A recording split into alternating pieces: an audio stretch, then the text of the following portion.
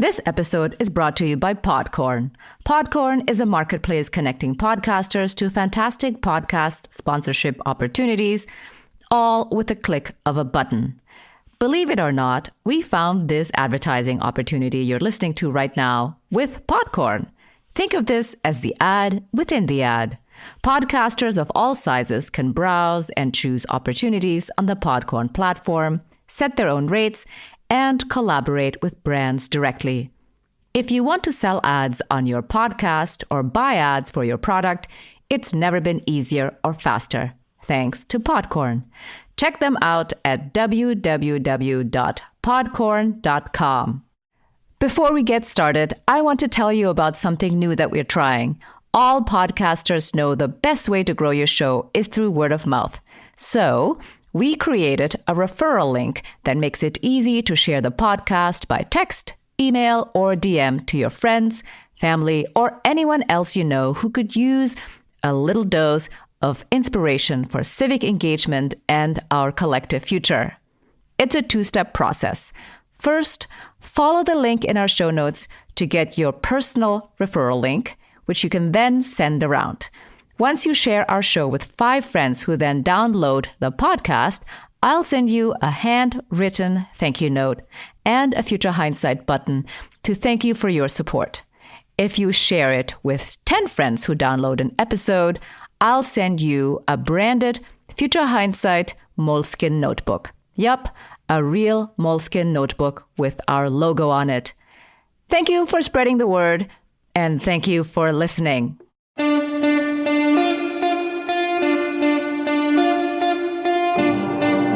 Welcome to Future Hindsight. I'm your host, Mila Atmos. Each week I speak with citizen changemakers who spark civic engagement in our society. Our guest today is Norm Stamper. He's a former Seattle police chief who 15 years ago wrote Breaking Rank, a top cop's expose of the dark side of American policing. It was part memoir, part polemic, and based on his experience as a cop for 34 years. He never thought he'd write another book on police, but when Michael Brown was killed in 2014 on the streets of Ferguson, his publisher asked him to write about what's happening in policing that's creating so much tension and giving rise to so many horrific incidents. In 2016, he wrote To Protect and Serve: How to Fix America's Police. He gives an insightful analysis of law enforcement, the war on drugs, and the increased militarization of the police force. Though 4 years have passed since the publication of this book, not much has changed. In fact, things have only gotten worse. I celebrate the calls for defunding and dismantling American law enforcement. I celebrate the pleas on the part of grassroots organizers and the many millions of people who've taken to the streets since the George Floyd murder. Let's come to the table and reimagine public safety in America, in which the police are the community and the community are the police. We talk about the roots of the crisis in policing and the intense alienation of police officers from the people they've been hired to serve, as well as a revolutionary model for American law enforcement, the community-based police department. Let's listen in. Thank you for joining us. Thank you for having me. After a summer of watching videos over and over again of citizens, I should say, being brutalized by police, how is it that the police response doesn't seem to be reform or keeping their misconduct in check? Well, allow me a very short history of modern American policing. I became a cop in 1966 in San Diego, and the mid-60s were a time of campus unrest, anti-war demonstrations, civil rights insurrections. We saw lots and lots of clashes between cops and community. So what we're seeing today is anything but new. But one thing that didn't happen, when I say we saw it, we actually didn't. We heard about it. We heard the official accounts, for example, from police chiefs and sheriffs and police spokespersons about a controversial shooting, for example. And what's happened of late is that now white middle-class Americans are seeing, for example, the murder of George Floyd on Memorial Day in Minneapolis. And I think what they're doing is putting two and two together and saying, well, wait a minute. I remember the official account of the Tamir Rice shooting, 12-year-old boy on a snowy field in Cleveland, and at about the same time as Ferguson. What's new is people are now seeing it. They're now bearing witness to it. The short answer to why policing historically seems just incapable of reforming itself is that it is a product of the cop culture, which is a product of the structure of American policing. Paramilitary, bureaucratic, top-down, very regimented, and very, very antagonistic toward democratic values. And so, as with all workplaces, cultures tend to be cultivated by the structure of the institution. Their genesis being in assisting slave owners and slave patrollers in returning owned property to slave owners throughout the South and aligning themselves in the North with anti-labor police forces.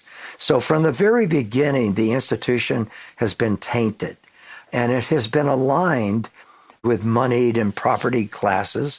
It's been aligned with whites over blacks and other people of color. It's been aligned with management over labor, for that matter, landlords over tenants. So the institution itself comes from an unholy place. If those institutions took years or literally generations to form, they are not going to reform overnight. And added to the fact that looking at the cop culture, there's a whole lot of arrogance embedded in that culture. Police officers today are doing what they've been taught to do. They are engaging in patterns of behavior, some of which they learn in the academy, most of which, however, they learn in the front seat of a police car or in the locker room or debriefing after work at a cop bar and imbuing all of these stories and accounts of police experiences with a whole lot of exaggeration and untruths. So what really does come up for me as I look at why police have not reformed themselves is because they cannot re-engineer or reinvent the way policing has for centuries been organized and practiced in this country. Yeah, you talk at length in your book about how essentially police behavior is deeply institutionalized. And like you said, it's essentially impossible to reform. So when you hear calls for defunding the police or abolishing the police, let me just say that if I hear defund the police or reform the police, I think of, just starting from scratch, because after I saw the shooting of Jacob Blake, I thought, oh my God, we just have to start from zero. I don't know how to even conceive of another way. But if you could start from zero, what would you do?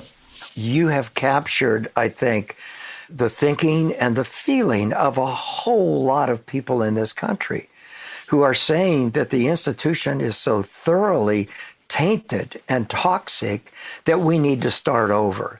I celebrate the calls for defunding and dismantling American law enforcement. I celebrate the pleas on the part of grassroots organizers and the many millions of people who've taken to the streets since the George Floyd murder. Let's come to the table and reimagine public safety in America, in which the police are the community and the community are the police. So if we can start with the premise that the police in America, ostensibly free and democratic, multicultural society, the police in America belong to the people, not the other way around. If we can get everyone to embrace that simple and yet so terribly complicated notion, we can begin to picture a public safety model radically different from the one we have. Now, here's one practical problem. At 3 o'clock this morning, somewhere in America, a man will choke his wife, or within the next 15 to 20 minutes, there will be a horrific traffic accident. This is what today's police and yesteryear's police have responded to. Those are urgent, emergency pleas for help. We need to respond to those scenes, and we need to comfort victims and corral witnesses and find out what happened and then do something about that. We need to hold accountable people who engage in violent crime. I start with family violence because that's where violence is generally learned. We need to be able to start with domestic violence. We need to look at violence in our own neighborhoods. Then we need to look at violence and other predatory crimes throughout our community, throughout our neighborhoods, our cities, and ultimately our states and the entire country. The answer's got to come from the community. It's got to come from the so-called non-experts, the lay people who are in fact living, for example, with that crime. So my model of future policing is community and police knitted together, with the police having ceded maybe 50% of its authority to grassroots community organizations. I do embrace a model that calls for kind of a plebiscite in which neighborhoods at the census tract level would elect people to represent them in police policy making. And what you would see would be police sitting down with citizens and setting policy and crafting procedures and selecting new police officers and developing the curriculum for police academy training and introducing that curriculum to new officers. So citizens would be involved in every single aspect of modern policing. Police are fond these days of talking about the community police partnership. Well, show me one. Show me one that exists anywhere in this country, including projects that I've personally been involved in and been deeply invested in. It doesn't exist, and it has to. It has to. Well, I think a lot of people would agree with you on the community policing as being the optimal solution. And since you just mentioned that you've been a part of several projects, why have they failed so far? Well, they have been hatched. They've been incubated within that old structural environment. In San Diego, in the late 70s, we launched a community policing program that put a cop on a beat long enough to get to know the people and the problems, to study socioeconomic characteristics and demographics and crime trends and patterns and institutional patterns of life. And together, we'll try to make the streets safer. We'll try to make our homes safer. But the problem, frankly, is that we're sort of expecting that to happen within the traditional police structure. It just is not going to happen. We need to rearrange the way the molecules are organized. We need to create an entirely new structure. Structure does give rise to culture, and culture gives rise to behavior. I mean, we will be back again and again and again throughout the country, in cities small and large, unless we radically change the way policing is organized. So I guess now that we're in this moment where we have so many allies calling for exactly this, a radical reorganization, what are two things I could be doing as an everyday citizen to demand this kind of transformation, to help it along, to make it come true? Organize, mobilize, educate.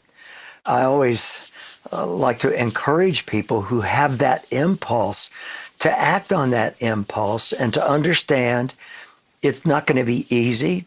When Americans get together to confront significant social issues, it is often messy and it's time consuming and it can be frustrating.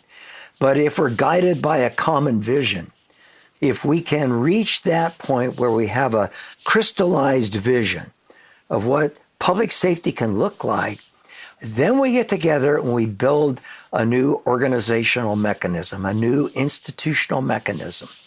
And that does mean that we become students of American law enforcement, because it's so important to understand what doesn't work and get to the bottom of why it doesn't work so that we can, in fact, build a successful system.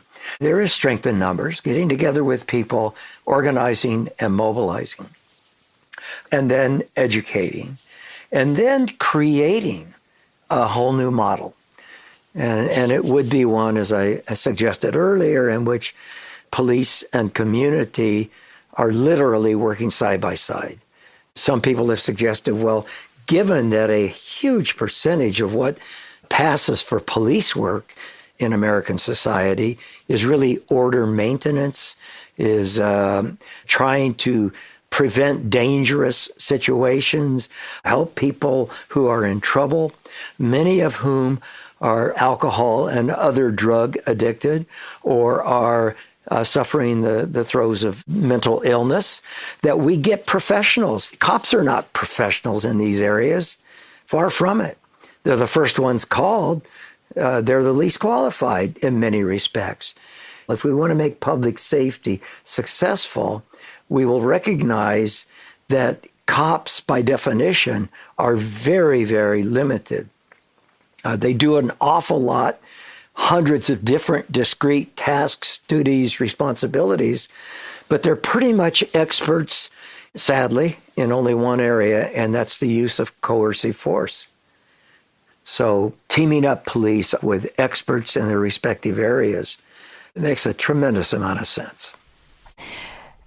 Yeah, I think one of the things that really struck me in your book is that you talked about both macro and micro solutions to making policing work for society. This week, our show is sponsored by the Jordan Harbinger Show and its host, Jordan Harbinger. He started as a life coach before realizing podcasting was his true calling. Now, he's running one of the most exciting and successful interview podcasts on the market and was named one of Apple's best of 2018. Jordan sits down with fascinating guests for long-form interviews to make you think critically about the issues facing the world today. He leans on his experience as a self-improvement mentor to bring lively, entertaining, and deeply informative interviews right to your phone several times a week. He isn't giving out trite, cliched tips you've heard 1,000 times. Instead, he's diving into the most interesting minds of our generation to let them give you great advice. The Jordan Harbinger Show will keep you engaged, entertained, and informed. What more could you ask for? If you like Future Hindsight, I think you'll enjoy the Jordan Harbinger Show too. Search for the Jordan Harbinger Show on Apple Podcasts, Spotify, or wherever you listen to podcasts. You can also find the show at jordanharbinger.com. One of the things that I thought was really interesting, and I didn't expect to see, is your call to end the war on drugs. And it's not that I haven't heard this before, of course, but the way that you framed it was really something that I hadn't seen before. Can you talk a little bit more about what that would do for the police force, but also for everyday people? When Richard Nixon famously declared drug abuse public enemy number one and declared all-out war on drugs, he was really declaring war on his own people.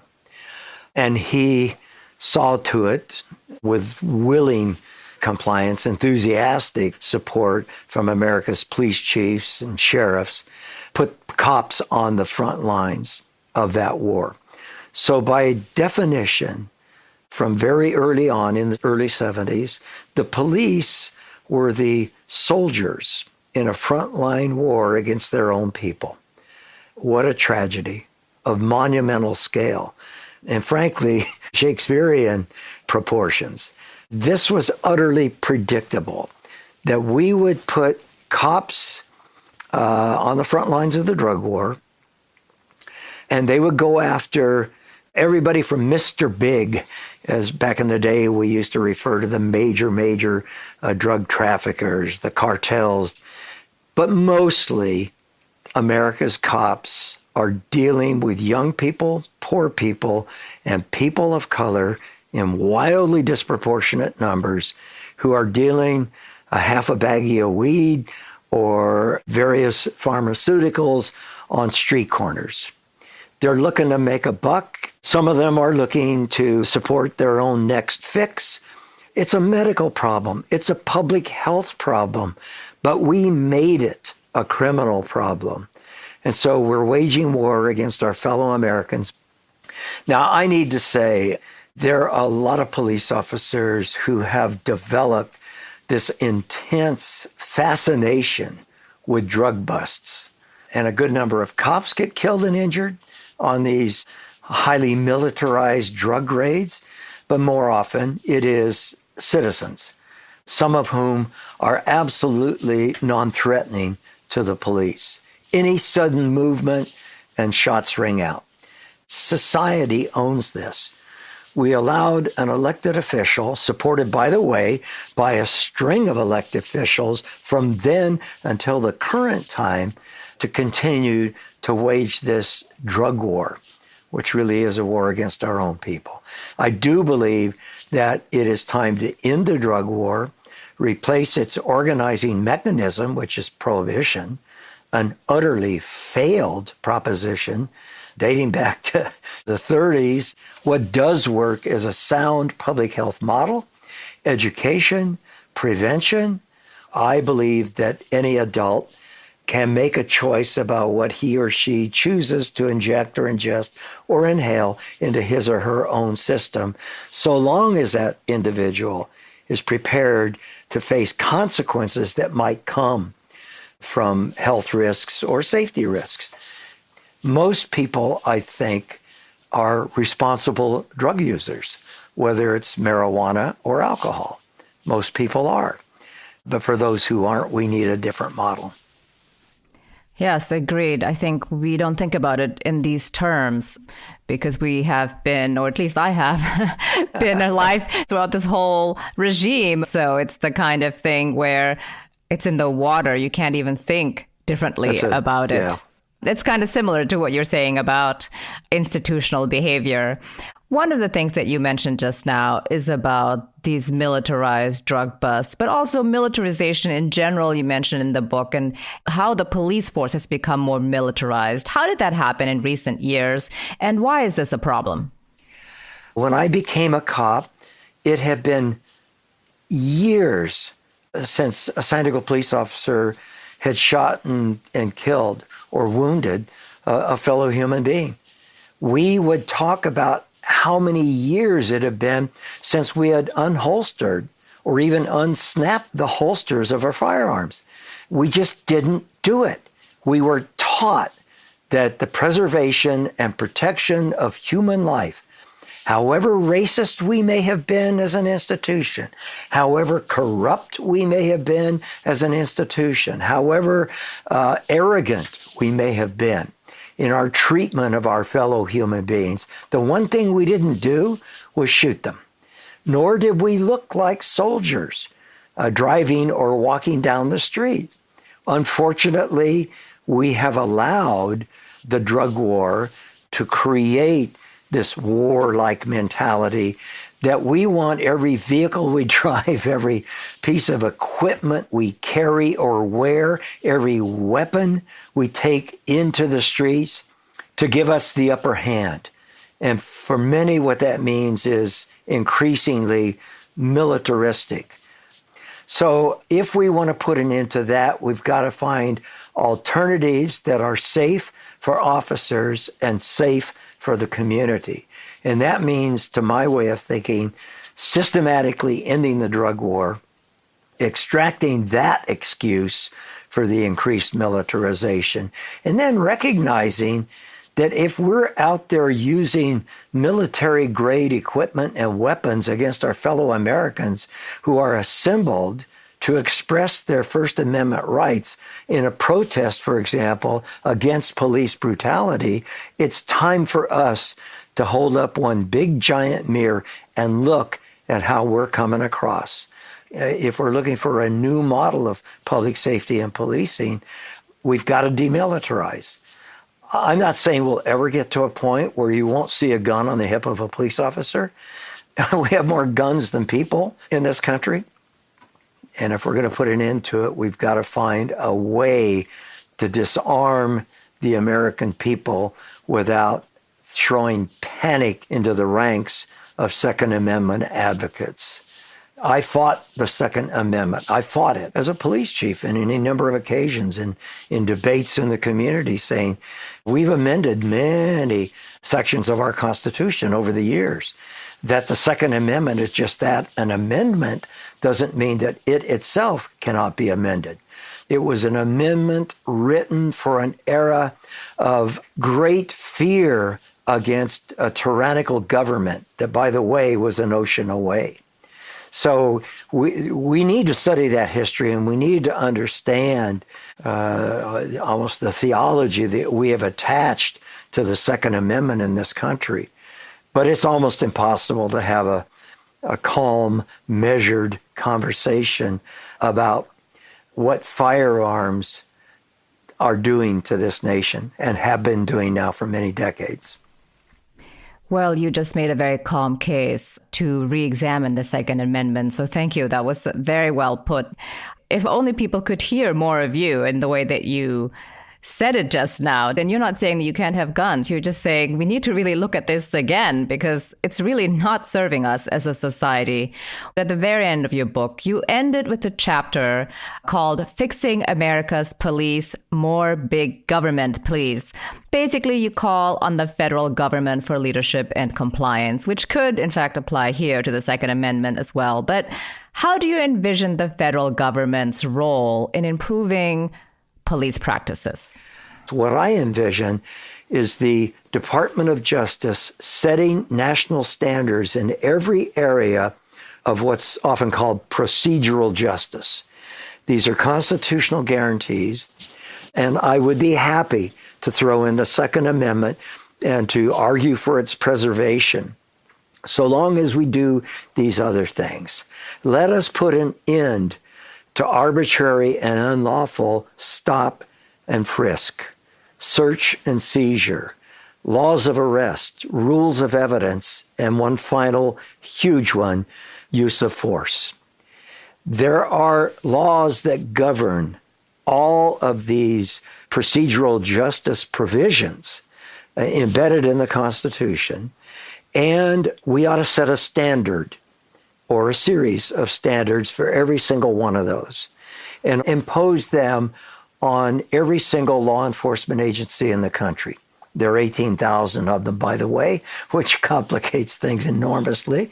But I believe we ought to certify police departments on the strength of their ability to meet or exceed every one of these standards. We need, through the Department of Justice, to license every police officer.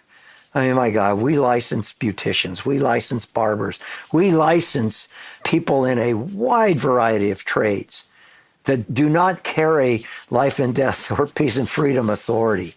But my God, police officers do in fact carry guns, they wear badges, they have the right to make lawful stops, they have the right to use lethal force if the circumstances justify it. The individual officer who shot and killed 12-year-old Tamir Rice had been a police officer in Independence, Ohio, before Cleveland hired him. They didn't even know who they were hiring. Well, the officer, Timothy Lohman by name, had been fired by Independence Police Department because he was reckless and careless on the police pistol range. And the deputy chief wrote him a letter and said, "You're just too big a liability. You really can't be a police officer." Yet he finds a job in a much bigger police department a few miles away. And since he left Cleveland, he's also been hired yet by another police department.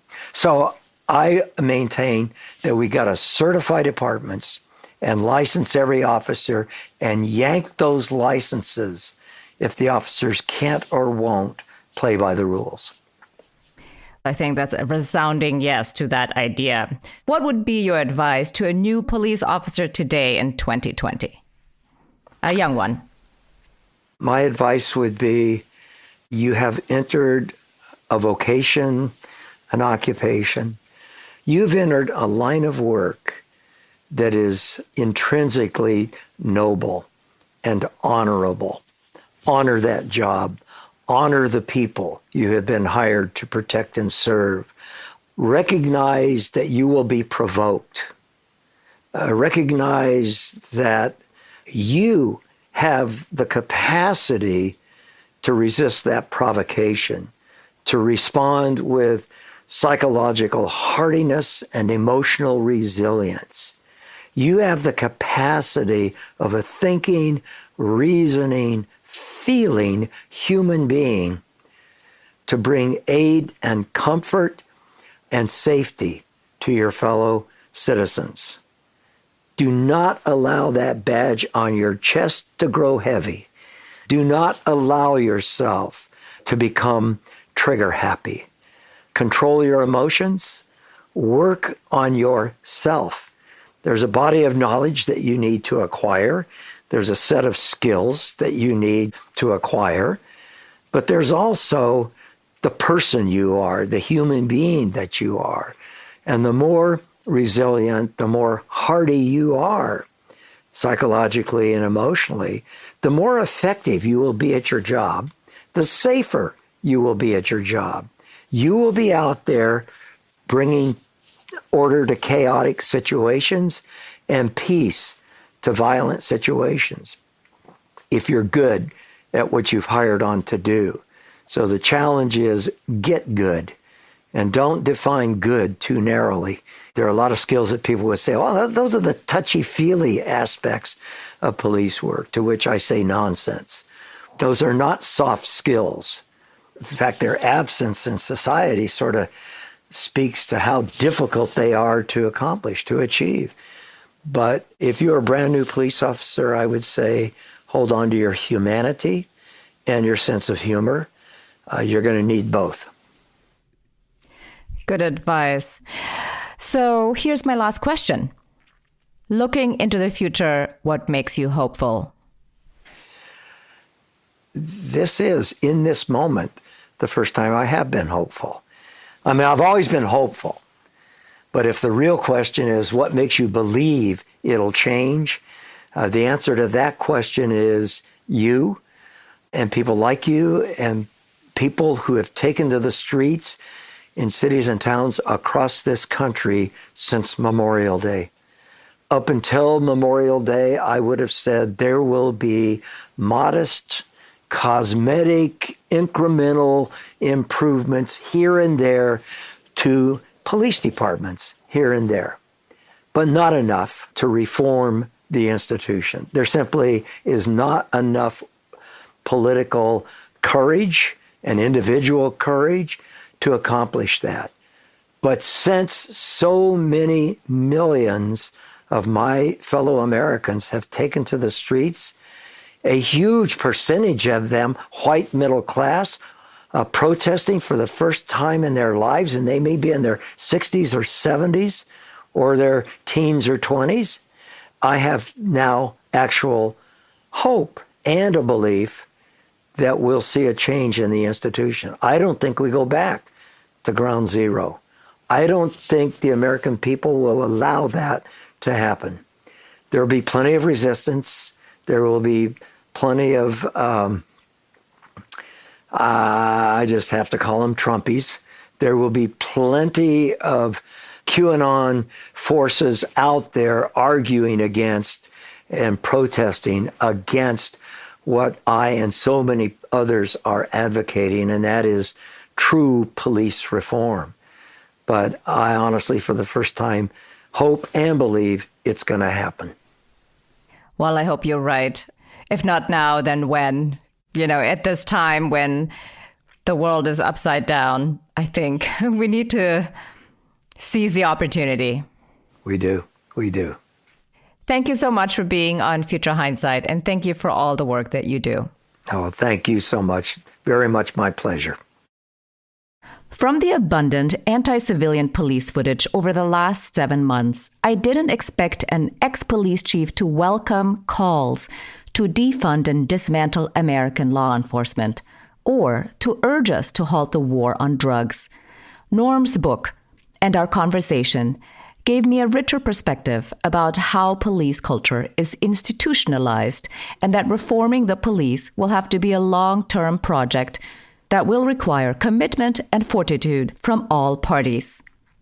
If community policing succeeds, it will prioritize social justice and the well-being of our collective humanity, our safety, and our dignity. As we've heard many times before on this podcast, the way we can reimagine public safety and achieve true reform is through collective action. Organize, mobilize, and educate.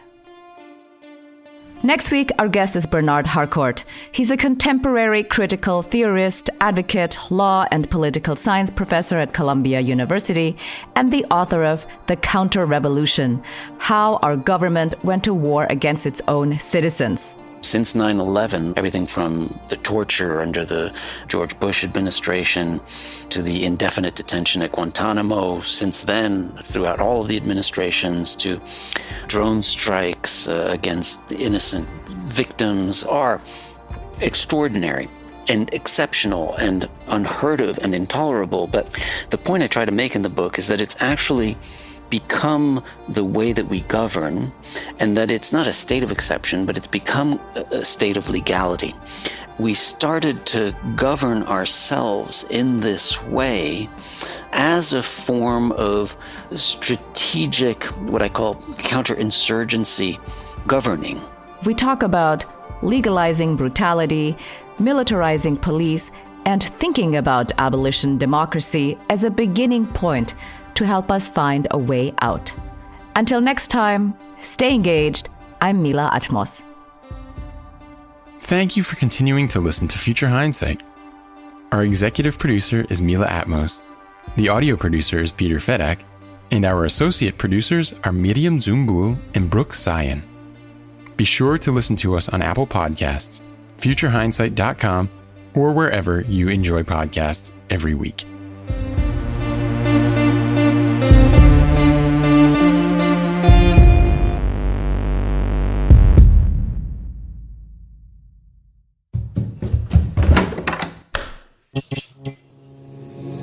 This podcast is part of the Democracy Group,